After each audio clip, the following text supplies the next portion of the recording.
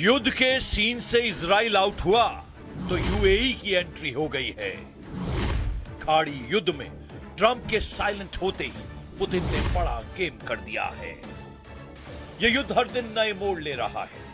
जहां कभी अमेरिका हावी था, वहां अब ईरान अपनी मनमानी कर रहा है। ईरान ने धमकी दी है कि ट्रंप ने 12 दिन के युद्ध के बाद बार बार धोखा दिया है, उसे अब ईरान बर्दाश्त नहीं करने वाला।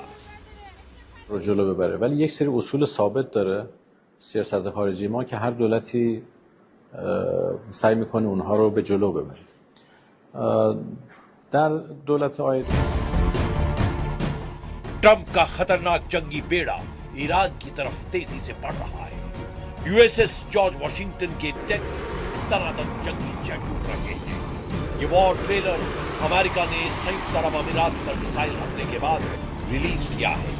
ट्रंप फोर्स का इस वक्त दिमाग बहुत ज्यादा खराब हो रखा है। जंगी पेड़ों से टेक ऑफ करते जंगी जेट की आग ट्रंप के गुस्से को बयां कर रही है, क्योंकि ईरान की तरफ से मिल रहे चैलेंज का कोई जवाब अमेरिकी सेना नहीं दे पा रही है। ऊपर से प्रेसिडेंट डोनाल्ड ट्रंप ने ईरान पर एक्शन लेने में ज्यादा टाइम ले लिया है कि अब अमेरिकी कैंप में टेंशन बढ़ने लगी है। उधर ईरान ने अमेरिका से जमीनी युद्ध की फूल प्रूफ तैयारी का ऐलान कर दिया है। आईआरजीसी राजनीतिक ब्यूरो के चीफ ब्रिगेडियर जनरल यदुल्लाह जवानी ने ऐलान किया है कि उनकी सेनाएं अमेरिका से ग्राउंड पर टकराने के लिए रेडी है। आईआरजीसी प्रवक्ता हुसैन महब्बी ने अमेरिका और उसके सहयोगी खाड़ी देशों के बुनियादी ढांचों जैसे एनर्जी नेटवर्क, पावर प्लांट और इंटरनेट से जुड़े सिस्टम को ईरान का अगला टारगेट बताया है।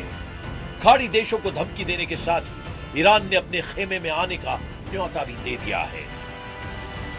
در جنگ رمضان قدرت مقاومت ایران را درک کردند.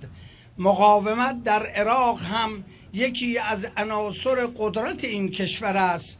با گذشت سالها گفتمان مقاومت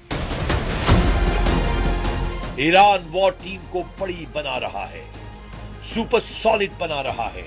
ईरान के लिए फिलहाल विन विन सिचुएशन बनी हुई है, क्योंकि प्रेसिडेंट पुतिन भी अब खाड़ी युद्ध को लेकर सीरियस हो गए हैं। ईरान को अमेरिका से टकराने के लिए जितना गोला बारूद चाहिए उसका इंतजाम पुतिन ने कर दिया है। रूस कैस्पियन सागर के रास्ते ईरान को विस्फोटक, ड्रोन के पार्ट्स और गोला बारूद भेज रहा है।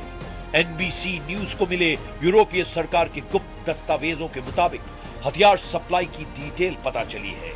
एनबीसी को मिले यूरोपीय सरकार के एक आधिकारिक दस्तावेज से पुष्टि हुई है कि हथियार शिपमेंट्स में टीएनटी, ड्रोन के पार्ट्स और गोला बारूद शामिल हैं।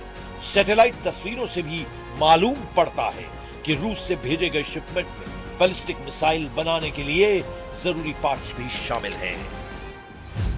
रेवोल्यूशनरी लड़ाकों के लिए रूस से भेजा गया हथियार रिटर्न गिफ्ट है। ये ट्रांसफर मॉस्को और तेहरान के बीच सैन्य संबंधों में बड़े बदलाव को दिखा रहा है।